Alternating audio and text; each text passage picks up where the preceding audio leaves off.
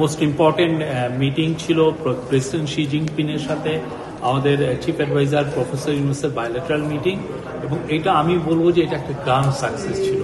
ওনার যেভাবে উনি president Xi Jinping স্যারকে মিটিংয়ে নিলেন এবং এই যে পুরো মিটিংটার মধ্যে যে হৃদ্যতা ছিল সেটা সবাইকে মানে ইট টাচড এভরিওয়ান।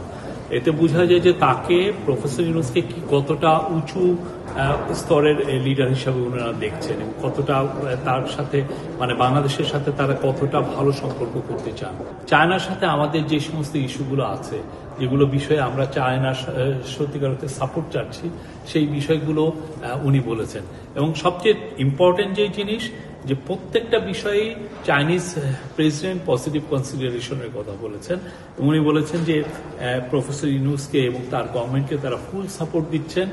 এবং আরেকটা কথা যেটা এই পুরো ভিজিটের একটা অন্যতম দিক ছিল যে চাইনিজ ইনভেস্টরদেরকে বাংলাদেশে ইনভাইট করা। প্রেসিডেন্ট শি জিনপিং বলেছেন যে ওনারা এনকারেজ করবেন চাইনিজ ইনভেস্টররা যাতে বাংলাদেশে ইনভেস্ট করে। প্রস্তাবিত তিস্তা ব্যারেজ প্রকল্প নিয়ে কোনো আলোচনা? তিস্তা ব্যারেজ ওয়াটার রিসোর্স ম্যানেজমেন্টের ব্যাপারে কোঅপারেশনের কথা এসছে, সেখানে তিস্তার বিষয়টাও এসছে, তিস্তার এই প্রকল্পে সাহায্যের কথাটাও এসছে।